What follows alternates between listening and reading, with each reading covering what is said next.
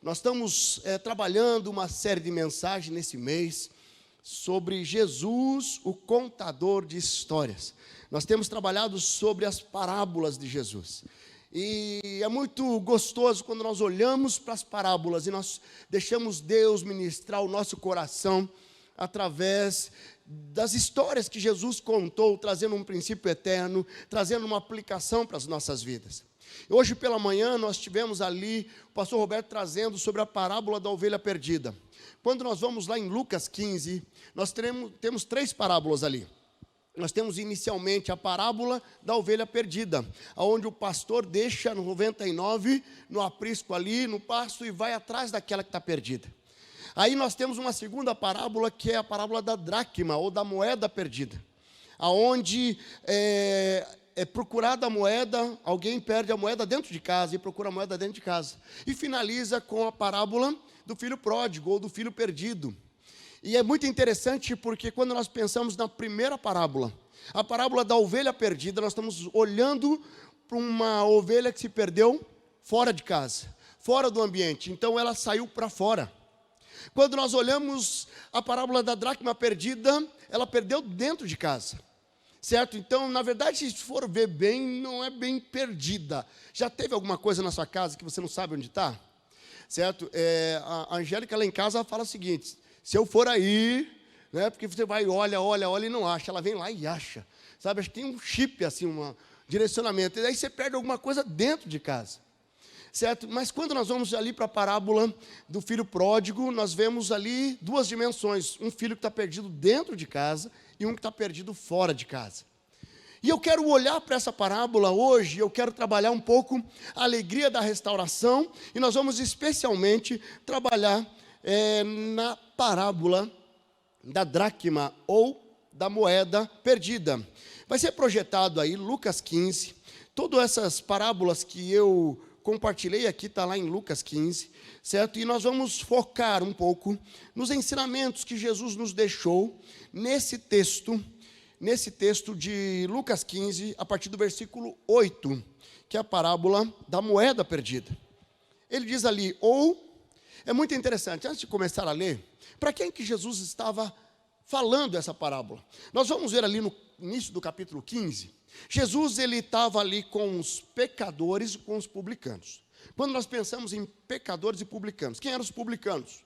Os cobradores de impostos. Aqueles que eles não somente cobravam impostos, mas também eram corruptos, eram muitas vezes desonestos, e eles vinham com a opressão muito forte. Certo? E tinha os pecadores. Quando chamava de pecadores, nós estamos falando de alguém que pela sociedade, análise da sociedade, eles eram moralmente já reprovados, né? Então aqui, existe alguém aqui que não é pecador? Levanta a mão. Opa, ninguém? Oh. Por quê? Porque a nossa natureza pecaminosa não tem como você não ser pecador. O que nós buscamos é santificação constantemente para neutralizar a influência do pecado sobre as nossas vidas, certo? Mas quando eu olho para essa dimensão ali, Jesus estava com os publicanos, com os pecadores, como se fosse alguém que tem um pecado muito exposto. Então aqui todos somos pecadores, mas você sabe o pecado da pessoa que está do seu lado? Sabe aquele pecado escondido? Você não sabe, né? Agora, se você vai numa rua ali onde tem várias prostitutas ali, o pecado ali está muito aparente, certo? De repente você vai para algum outro lugar onde você vê alguns pecados são muito aparentes. Então Jesus estava falando para essas pessoas que viviam escravas de um pecado ou escravos de marcas do passado que faziam com que elas já fossem rejeitadas ali pela sociedade.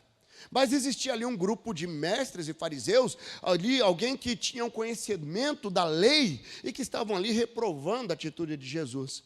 E é baseado nisso que Jesus ele conta e ele relata essas 3 parábolas. E a parábola da moeda perdida, ou da dracma perdida, ele diz ali, qual a mulher que possuindo 10 dracmas e perdendo uma delas, não acende uma candeia, varre a casa e procura atentamente até encontrá-la.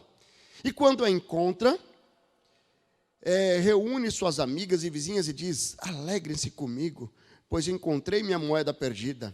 Eu lhe digo que da mesma forma, a alegria na presença dos anjos de Deus por um pecador que se arrepende. Quando nós olhamos as 3 parábolas que Jesus conta aqui no capítulo 15, ele traz essa destaque no final: alegria quando alguém estava perdido e é encontrado. Alegria quando alguém que não tinha mais, na visão delas, não tinha mais saída, e de repente Jesus vem e Deus vem e encontra. E nós queremos caminhar um pouco sobre isso. O que acontece quando eu olho para essas parábolas, e eu olho para especialmente essa parábola da moeda perdida, nós estamos falando de pessoas que estão perdidas dentro de casa, e eu quero trazer uma ênfase para isso. E quando nós pensamos dentro de casa, não somente dentro da igreja, mas pessoas que um dia conheceram a Jesus, que caminham às vezes com Jesus, mas carrega tantas marcas e tanta sujeira que não consegue viver plenitude.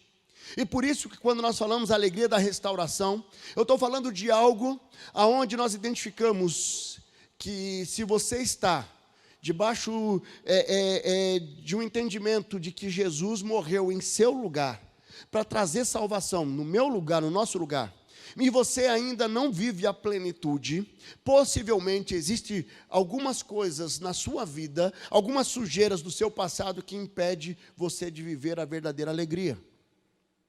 Quando Jesus ele trata sobre essa dracma perdida, ele está falando de um perdido que é encontrado, a alegria de alguém que é encontrado. Jesus ele está tratando sim ali de alguém que estava perdido sem Deus e se encontra e entende sim o projeto de Deus na restauração da comunhão com o Senhor. Mas também podemos trazer essa aplicação de que eu posso estar dentro de casa e estar perdido. Eu posso estar dentro da igreja e estar perdido. Eu posso estar dentro da comunhão, mas uma comunhão somente relacional e não uma conexão espiritual. Então essa mulher, ela poderia simplesmente ficar com as 9 moedas e esquecer aquela uma. Só que ela vai atrás daquela moeda perdida. E aqui traz um princípio muito claro. Deus, ele não abre mão de ninguém. Deus, ele não é parcial. Romanos 2,11 diz lá: em Deus não há parcialidade.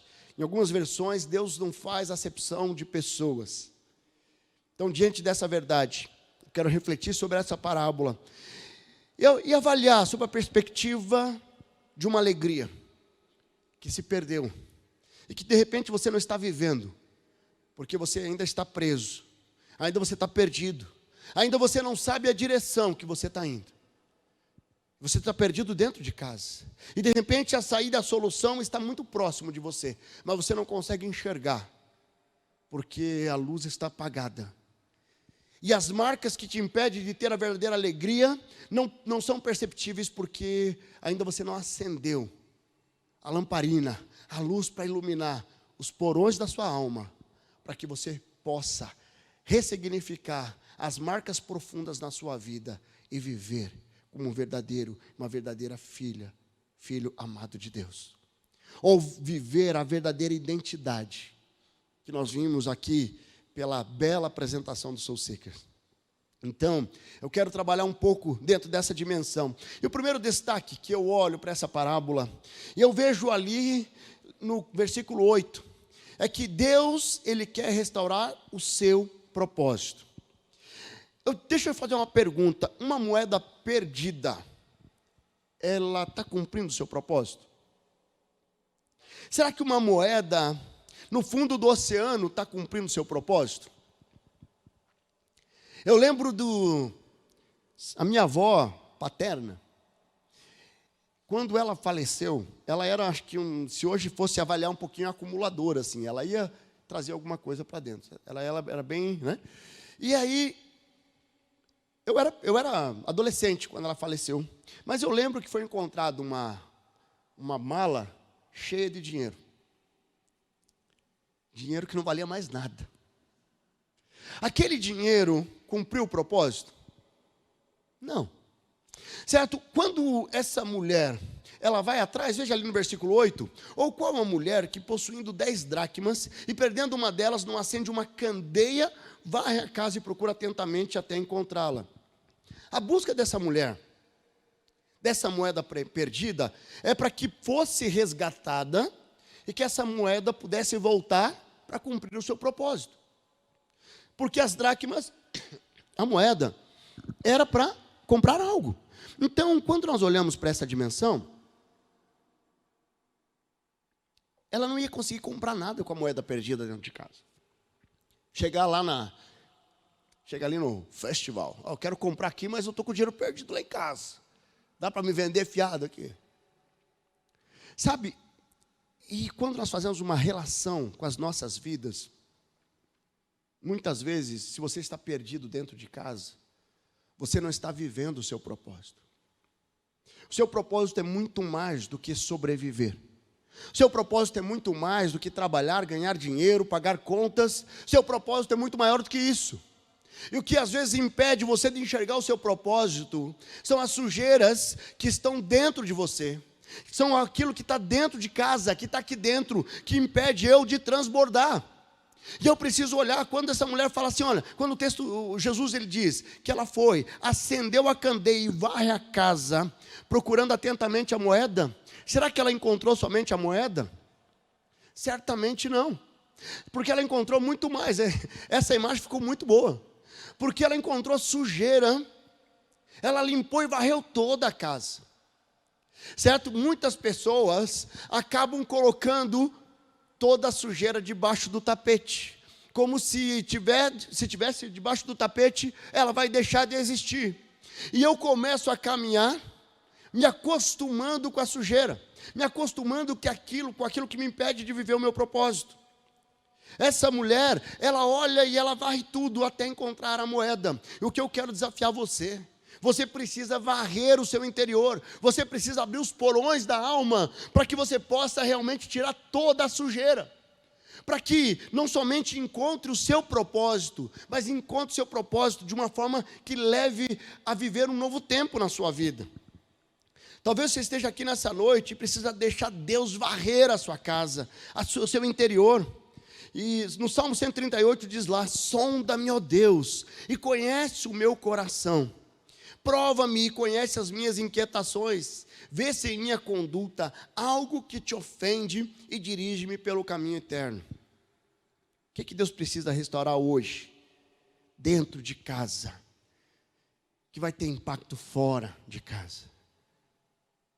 Quando eu restauro o meu interior, isso vai refletir nos meus relacionamentos, na minha família, no meu casamento, no meu trabalho, no relacionamento com os meus filhos. Mas quando eu me acostumo com a sujeira aqui dentro, além de não viver o meu propósito, eu começo a influenciar o ambiente onde eu estou inserido. Queridos, nós precisamos entender que Jesus, ele conta essa parábola para falar do perdido, daquele que precisa reconhecer Jesus como Senhor e Salvador da sua vida. E sair debaixo de uma maldição da morte eterna, que foi consequência do pecado. Mas nós precisamos entender que o nosso propósito é aceitar a Jesus e restabelecer a nossa conexão com Deus, mas também viver uma plenitude, aquela vida plena prometida por Jesus em João 10:10, uma vida abundante que somente eu consigo se eu estiver caminhando alinhado com o propósito de Deus na minha vida. O que impede você de viver a plenitude? Sabe, muitas vezes para limpar o nosso interior, a nossa casa, precisamos ser intencionais, porque nem sempre é fácil. Nem sempre é fácil. Certo? Às vezes, quem já teve, alguém que limpa a casa, tal, nem todo mundo tem mesma qualidade, padrão de qualidade, né? E às vezes você vai lá, você contrata alguém para limpar a casa, aí de repente, Angélica, hoje nós temos uma pessoa muito, muito eficiente lá, mas já teve algumas pessoas que ela ia lá, sabe, aí estava tudo limpinho na sala, que levantava o tapete embaixo, tudo cheio de poeira. Aí limpava os armários assim, a hora que tirava o vaso, embaixo do vaso, cheio de poeira. Tá? Mas aí, a Angélica ia lá, tirava tudo, ela mesma ia lá, limpava. A intencionalidade dela, assim, aqui é a minha casa. Porque alguém que estava lá limpando, certo? Eu quero fazer a aparência aqui. Já viu aquela lavagem de aparência no carro? Lavagem de aparência. Tem muitas pessoas que estão andando com lavagem de aparência. Mas quando eu sou intencional para limpar o meu interior, aí tudo se transforma. O que nós temos visto no Celebrando a Vida, no CR, nessas ferramentas que Deus nos deu como IBB, para poder realmente ver muita gente jogando sujeira e o lixo fora. Lixo que não te pertence mais, que Jesus já levou naquela cruz. Muitas pessoas não estão vivendo o seu propósito, porque eu já fiz tanta coisa errada, que eu acho que eu não mereço. E eles não entendem a dimensão da graça. Pela manhã o pastor Roberto pregou sobre a graça incondicional. Ou, vai doer demais eu remexer nesse passado. Então é melhor me acostumar com a ferida. E eu não vivo o meu propósito, porque eu não sou intencional em passar pelo processo de restauração. Eu quero desafiar você, nessa noite, dar o primeiro passo. Mas não sair daqui, carregando lixo que não é seu. Hoje nós vamos fazer, desse local aqui, um grande aterro sanitário, onde vai ficar lixos emocionais aqui. Eu quero desafiar você a sair daqui hoje restaurado. Você sair hoje daqui ressignificado a sua verdadeira identidade e o seu propósito. Porque se você tem algo que Deus está colocando, que você nunca restaurou, você nunca mexeu, de repente hoje você vai dar o primeiro passo, e nós vamos lhe ajudar nesse processo. Mas alegria há quando alguém que estava perdido e foi encontrado. Quando alguém que estava preso e foi liberto. Quando nós vamos lá em João 16, se Cristo nos libertar verdadeiramente, somos livres. Sabe, mas olhando para essa parábola, tem um outro destaque que eu trago aqui. Deus, Ele não somente quer restituir o nosso propósito, restaurar o nosso propósito, mas Ele quer restituir a sua alegria. Veja ali no versículo 9, quando encontra, reúne suas amigas e vizinhas e diz, alegre-se comigo, pois encontrei minha moeda perdida. Queridos, quando nós entendemos que uma casa limpa, ela gera alegria que transborda, ela gera uma alegria que começa a frutificar num ambiente alegre. Alguns psicólogos, eles fazem um relato de que uma casa, sabia que casa é diferente de lar? Certo? Eu posso ter uma casa e ter um lar. Uma casa eu posso ter os muros, as paredes, eu posso ter o telhado aonde eu vou e eu durmo ali, eu tenho a minha família ali, mas eu não tenho prazer de estar ali. Mas um lar é onde eu construo, eu tenho alegria de estar em casa. Eu tenho alegria de estar com a minha esposa, com os meus filhos, porque é o meu lar. E alguns psicólogos falam assim que uma casa que ela é toda bagunçada e desorganizada, normalmente ela vai refletir o emocional do dono dessa casa. Se você tem um guarda-roupa todo bagunçado, dá uma olhadinha para o teu emocional, vê como é que ele está. Existe uma correlação, segundo alguns psicólogos. Certo? É claro que tem exceções, logicamente. Mas sabe que se você olhar, via de regra, faz muito sentido. Então, pessoas que se acostumam com a sujeira, se acostumam a ficar confortável, só que não percebe que essa situação e essa sujeira que não é restaurada, ela é um exaustor de alegria. Eu não consigo me alegrar com nada. Eu não consigo celebrar nada. Eu não consigo me alegrar com aquilo que Deus tem feito em minha vida.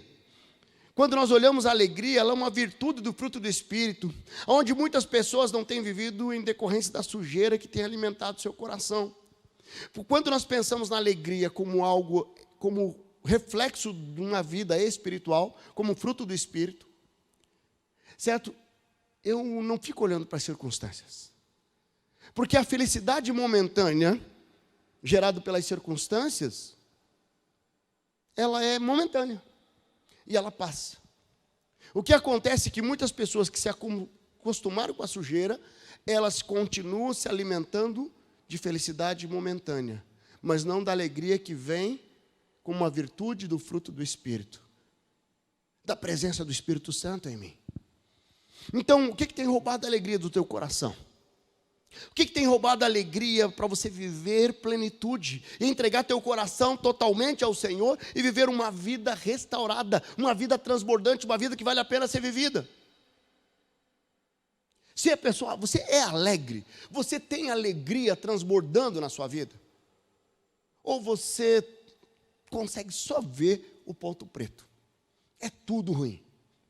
Certo? Eu fico me alimentando de algumas situações de felicidade momentânea, mas eu não consigo me alegrar porque eu estou sofrendo muito. Tem tanta coisa acontecendo na minha vida, misericórdia. E algumas pessoas começam a olhar para as provações da vida e começam a tentar achar uma justificativa. De repente, foi aquilo que eu fiz em 1985. Aí foi aquilo que eu fiz, e aí eu começo a tentar racionalizar, tentando achar uma justificativa para o sofrimento. Mas quando eu percebo que o sofrimento faz parte da nossa vida, no mundo tereis aflições, mas tende bom ânimo, porque eu venci o mundo. Existe uma promessa de Deus.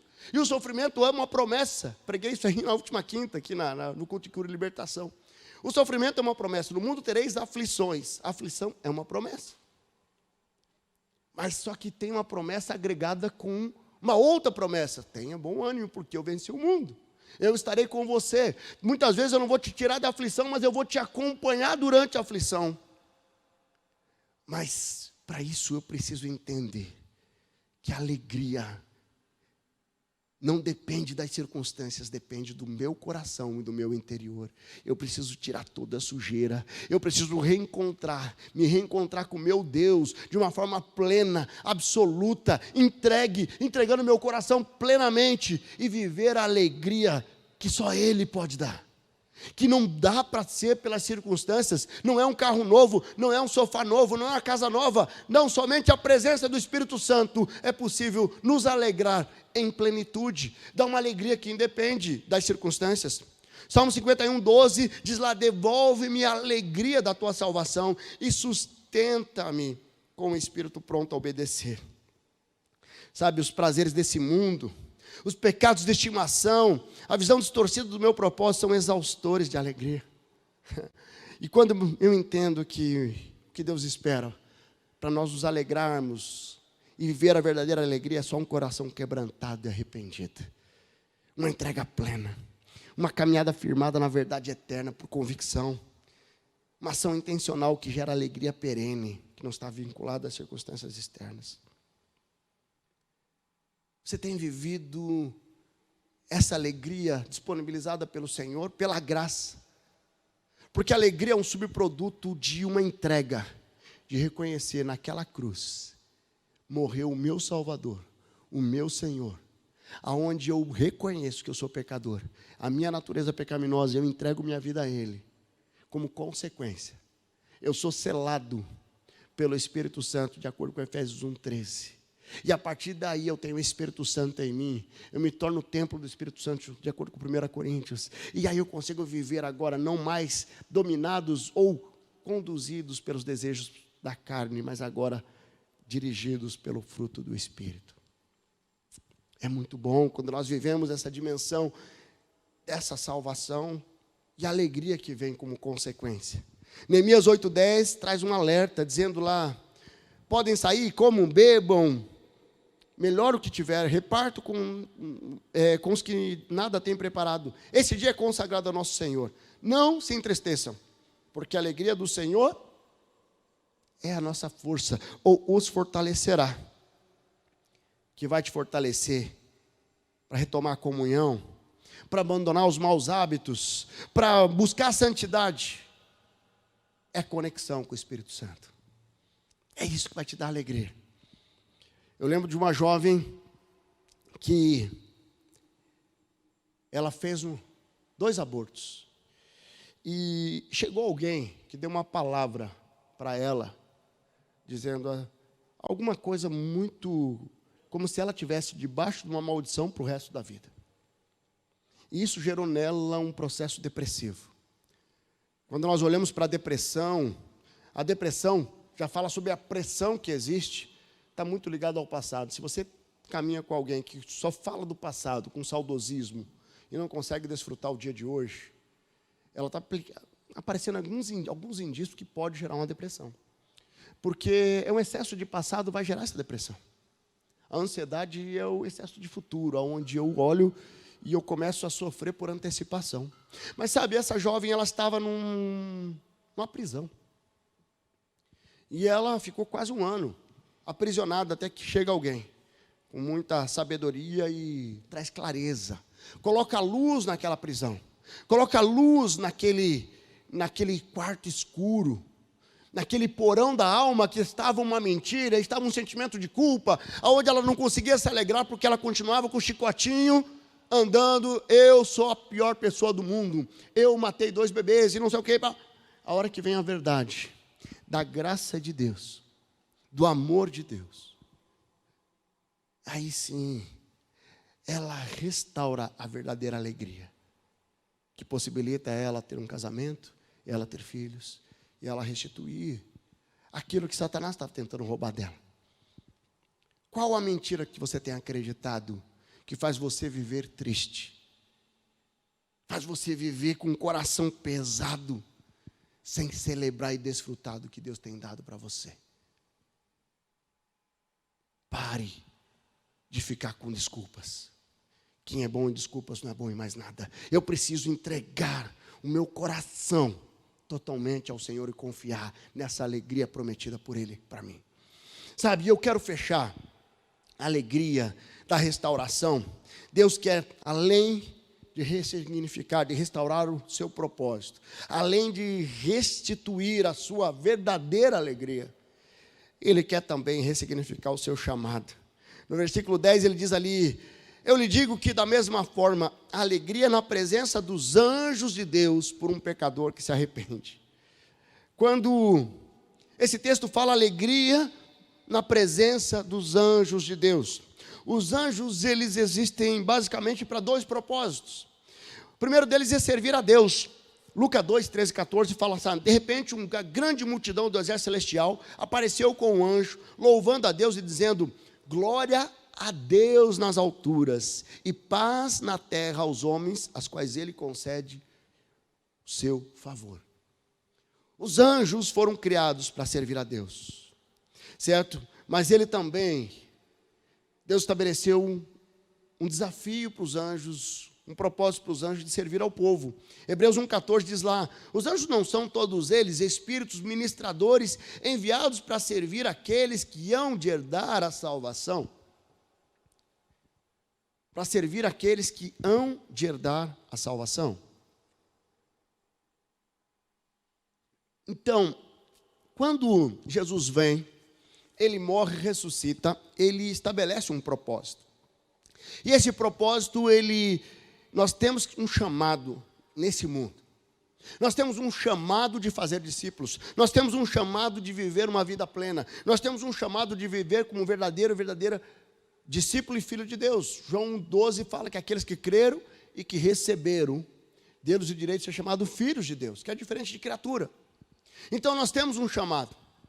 E esse chamado, quando se alegra diante dos anjos, é claro, porque se os anjos estão aqui para nos apoiar, né, nós somos conduzidos e dirigidos pelo Espírito Santo. Mas se existe esse propósito de servir ao povo de Deus, então a alegria dos anjos é porque se nós fomos encontrados, nós restabelecemos a verdadeira comunhão, a verdadeira caminhada com Cristo. E o verdadeiro chamado, qual que é o seu verdadeiro chamado? Tem que ser muito mais do que ganhar dinheiro, do que pagar contas. O verdadeiro chamado é viver plenitude para a glória de Deus. Efésios 1,18 diz lá: oro também, para que os olhos do coração de vocês sejam iluminados, a fim de que vocês conheçam a esperança para a qual Ele os chamou, as riquezas da gloriosa herança dele nos santos e a incomparável grandeza do seu poder para conosco, os que cremos conforme a atuação da sua poderosa mão. quando nós entendemos o nosso verdadeiro chamado, isso muda completamente o nosso estilo de vida. Se você não entende o teu chamado, você simplesmente vai querer ganhar mais dinheiro, mais dinheiro, mais dinheiro, vai deixar sua família de lado, vai deixar sua esposa, seu esposo de lado, vai deixar os filhos de lado, simplesmente vai mudar o foco. Eu vou querer ser aprovado pelas pessoas, porque eu não conheço o meu chamado, então eu quero fazer algo que gere reconhecimento. Se eu não entendo o meu verdadeiro chamado, eu vou viver uma enganação. Mas quando eu entendo o verdadeiro chamado, que tem a ver com a minha identidade em Cristo, que tem a ver com o meu chamado de fazer discípulos, de caminhar dando evidência do poder de Deus, dando evidência das virtudes do fruto do Espírito na minha vida, isso ressignifica os meus dias. Isso ressignifica as minhas decisões. Quando eu entendo o meu verdadeiro chamado, eu sou levado a ser intencional em tudo que eu faço, no trabalho, na família, na igreja.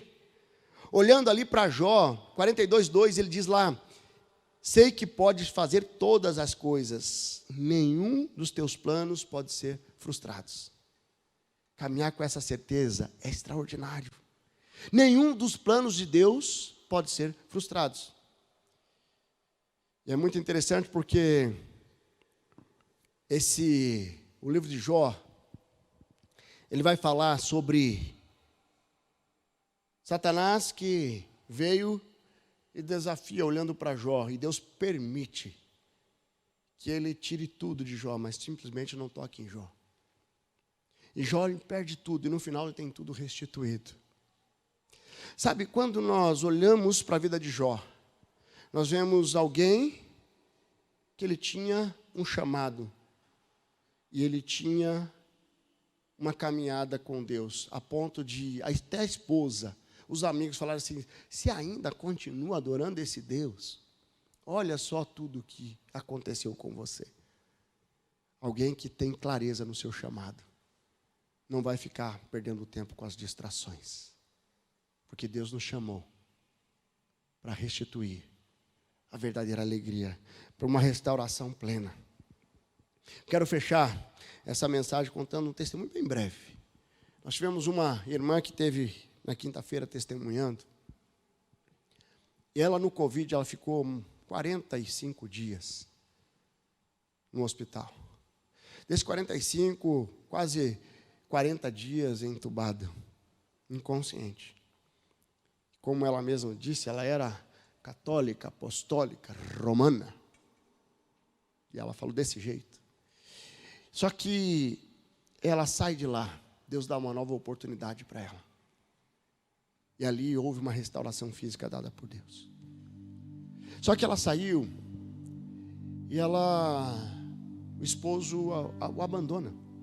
Ela perdeu o casamento. E ela vem com a restauração física e a nova oportunidade. Ela busca o Senhor. E ela, quando estava para entrar com um carro numa dessas valetas da linha verde, ela vê a placa da igreja, e a sobrinha tinha já indicado a IBB. E ela chega aqui. Sabe, e ela chegou aqui, e o que ela encontrou? Ela não encontrou somente pessoas que decidiram amá-la, mas ela encontrou Jesus, que entrou na vida dela. E ela testemunhou o que Deus fez a partir dessa entrega. E ela teve a restauração espiritual, porque ela entregou a vida para o Senhor Jesus. E porque ela entregou a vida para o Senhor Jesus e restaurou sua verdadeira identidade, ela teve a restauração emocional, porque o impacto daquele divórcio já estava minimizado, porque agora ela tinha uma alegria que preenchia o coração dela. E além disso, quando ela sai daquele hospital e de repente ela tem uma dor no braço, eles vão lá e fazem o exame, ela tinha um câncer aqui. E aí eles fizeram o exame, fizeram biópsia, fizeram um reexame, e estava tudo pronto para uma cirurgia, e ela com essa insegurança. Aí eles pediram um último exame antes da cirurgia. E aquele tumor sumiu. E ela veio aqui à frente com os 2 exames, dizendo: meu Deus é maravilhoso. Sabe, aquela mulher, ela estava perdida. E ela foi achada. E quando ela foi achada, ela restaurou sua vida espiritual, emocional, física. Porque o nosso Deus, quando nos encontra, quando nós nos encontramos com Ele, Ele traz restauração plena. O que impede você de viver a plenitude da comunhão, da entrega com o Senhor? Você pode fechar seus olhos? Eu não sei como Deus falou teu coração, mas eu sei que a alegria da restauração, onde os anjos se alegram quando uma ovelha perdida é encontrada, quando alguém que estava perdido é encontrado e é restaurado. Sabe, se os anjos se alegram, e nós podemos nos alegrar com os anjos, porque sabemos que esse é o caminho de viver uma felicidade plena, uma alegria verdadeira, uma alegria que independe das circunstâncias. Eu não sei o que você já viveu no seu passado, eu não sei quais as racionalizações que você está fazendo agora na tua mente, dizendo: o pastor não conhece a minha história. Se conhecesse a minha história, eu fui abusado, eu fui agredida, eu fui isso, eu fiz aquilo, eu abusei, eu fiz isso, eu cometi um crime, eu fiz aborto. Independente do que você fez, eu quero te dizer que o nosso Deus, Ele vem e Ele varre a sua casa, é só você deixar. Ele vem e Ele restaura a sua vida, é só você abrir o teu coração. Por isso que nessa noite é noite de restauração. Eu quero desafiar você a viver um tempo novo a partir de hoje. E o primeiro desafio que eu coloco é para você que está aqui nessa noite, que precisa entregar sua vida ao Senhor. Porque se você nunca fez isso, se você nunca reconheceu Jesus como Senhor e Salvador da sua vida, você ainda precisa tomar a primeira decisão, que vai oportunizar ao Senhor entrar com a vassoura e varrer os porões da sua alma, tirando toda essa sujeira que você tem carregado.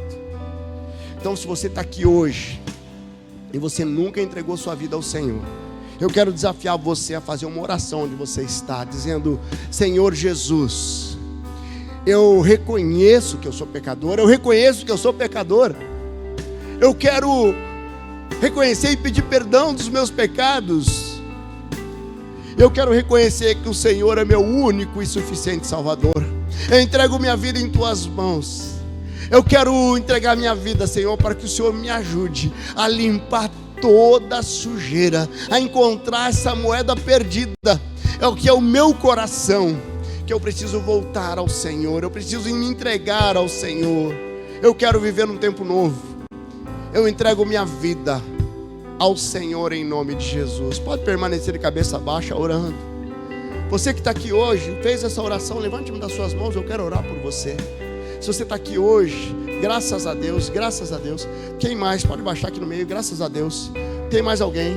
Hoje, graças a Deus, já vi aqui. Graças a Deus aqui à minha direita, louvado seja o nome do Senhor. Quem mais hoje? Está entregando a vida ao Senhor, está entregando o teu coração ao Senhor. Levante a sua mão bem alto.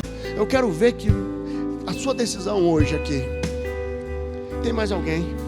Mais alguém? Tem alguém que está se reconciliando hoje com o Senhor, que está distante e hoje precisa voltar à comunhão plena com o Senhor? Levante a sua mão também. Eu quero orar pela sua vida. Glória a Deus, glória a Deus.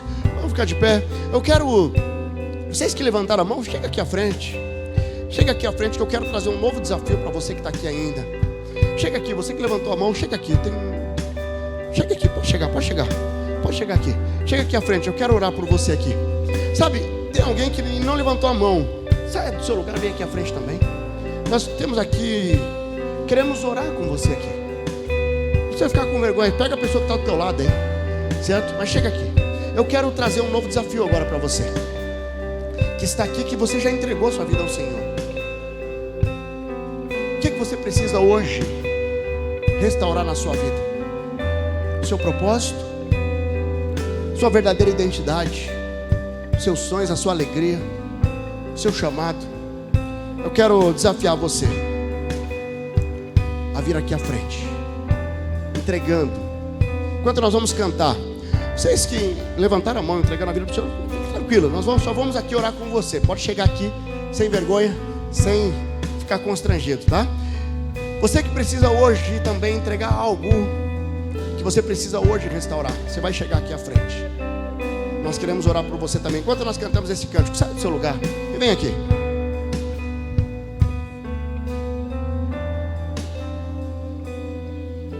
Santo, és incomparável, és inigualável.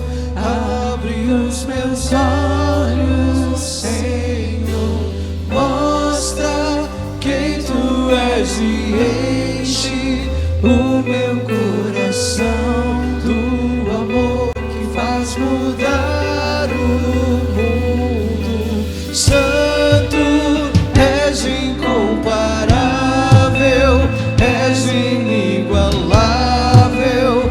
Abre os meus olhos, Senhor, mostra quem tu és e enche o meu coração do amor que faz mudar o Queridos, se tem alguém que não quer ver você restaurado, é Satanás. Nós temos vários irmãos e irmãs aqui. Eu sei que tem pessoas aqui que estão presas aí na cadeira. Eu quero te desafiar. Eu quero te desafiar a dar um passo de fé. Eu quero te desafiar a experimentar a restauração hoje. Viver um novo tempo a partir de hoje. Você entregar, não importa se você tem 10, 15, 20, 30 anos de crente. Eu quero te desafiar hoje a deixar o orgulho de lado. E você vai vir aqui. Você vai se entregar diante do Senhor, porque hoje Deus quer restaurar algo na sua vida. Enquanto nós vamos continuar cantando e nós vamos orar depois. Eu vou construir minha vida em ti. Tu és meu fundamento. Eu vou confiar somente em ti. Não vou ser abalado. Eu vou construir minha vida em ti. Tu és meu fundamento. Eu vou confiar somente em ti. Não vou ser abalado. Santo, és incomparável, és inigualável. Abre os meus olhos, Senhor, mostra quem tu és e enche o meu coração do amor que faz mudar o mundo. Santo, és incomparável.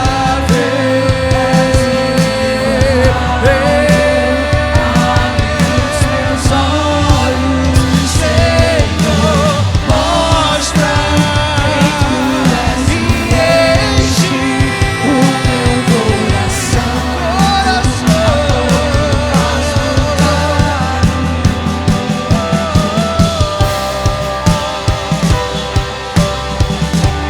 Minha vida em ti, tu és meu fundamento. Eu vou confiar somente em ti. Não vou ser abalado. Feche seus olhos. Feche seus olhos. Deus amado, nós estamos aqui. Nós estamos aqui nessa noite, podendo celebrar a liberdade dada pelo Senhor. Celebrar porque o Senhor se entregou naquela cruz pelas nossas vidas. E quando nós olhamos o significado da cruz, nós temos restituídos a nossa vida eterna. Nós temos restituídos a nossa verdadeira identidade. Deus nos ajuda a viver plenitude, a vida abundante prometida pelo Senhor em João 10:10. Eu quero colocar diante do Senhor essas irmãs, irmãos que vieram à frente dizendo sim, eu entrego essas marcas, eu quero me alegrar na restauração, porque os anjos se alegram com o coração arrependido, com o coração restaurado. Deus, obrigado, Senhor, porque no Senhor nós podemos experimentar cura, libertação, restauração. Deus, eu quero louvar ao Senhor pelos irmãos, irmãs que decidiram hoje entregar a vida ao Senhor.